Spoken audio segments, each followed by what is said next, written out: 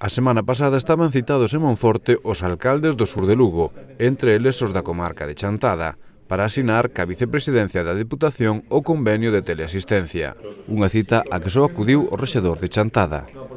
Segundo a Deputación, o custe total do servizo na provincia ascende a 336.000 euros, dos cales 168.000 serán aportados polo ente provincial.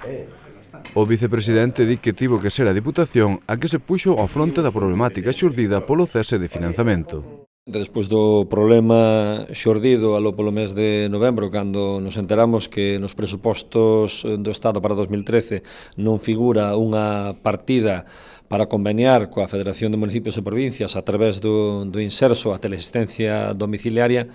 que estaba poñendo o 65% do Estado e o 35% as deputacións, entonces o problema que se nos viña enriba, o problema que se lle viña enriba aos concellos e aos usuarios, entendemos que era moi grave, non? Puxémonos a traballar e fruto desas conversas cos concellos, con todos os concellos da provincia, pois chegamos a un acordo onde a Deputación de Lugo vai asumir o 50%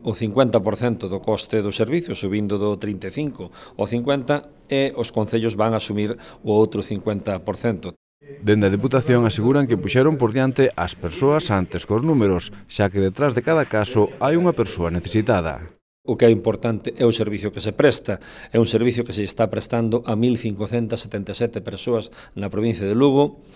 Mais do 70% son persoas que tenen 80 anos ou máis. A mitade destas persoas son mulleres e na maioría dos seus casos viúvas. Por lo tanto, eu creo que había que ter a suficiente sensibilidade para darse conta de que este é un problema gravísimo. Tamén desde a Diputación lle queríamos dar os parabéns a todos os concellos por ese esforzo que están facendo xuntamente coa Diputación, asumindo competencias que neste caso non lle corresponden, e as competencias, cando se asumen, hai que asumilas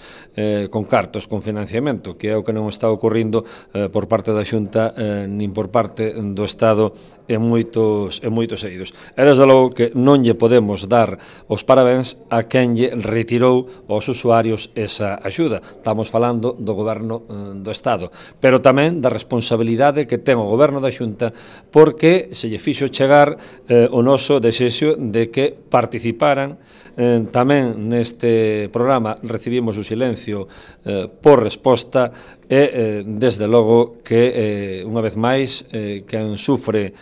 as consecuencias xa non é só os concellos, xa non é só a Diputación, son os usuarios. Parabéns ao final, xa digo, aos concellos por ese esforzo que fixeron xuntamente con nós, e tamén que quede claro e patente que a Diputación de Lugo nas áreas de benestar é sempre sensible, e aí estamos centrando todos os nosos esforzos, mellor dito, a maior parte dos nosos esforzos. O Concello de Chantada ofrece este servizo a 42 usuarios. O rexedor chantadino tamén se amosou crítico coas administracións, xa que, segundo el, os concellos cada vez teñen máis competencias e menos presuposto. Eu veño falando desde fai muchísimos anos que, de alguma maneira, as administracións locais, que neste caso, bueno, pues, tanto os concellos como a Diputación son entes locais, e estánselle metendo, de alguna maneira, pola porta de atrás competencias impropias, competencias que tiña que, de alguna maneira, asumir ao Goberno Central ou, en todo caso, a comunidade autónoma, e que nos veñen con isto. Xa a situación económico-financiera é a que é, pois moitas veces precisamente por haber asumido competencias que deberían estar cumplindo con elas outros, e estamos nesta situación, pero bueno, dá a impresión de que isto non vai a variar e que pois a crisis económica de alguna maneira vai a cargar con todo, pero bueno, estánnos cargando de alguna forma as competencias estas que en realidade non tiñamos por que asumilas. Non sei se é, insisto,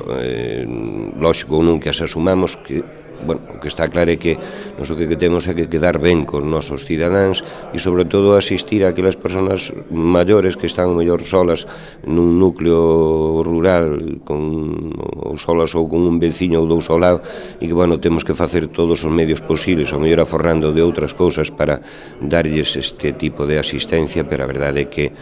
tiñan que estar sufragando, eu penso, que a outros, non?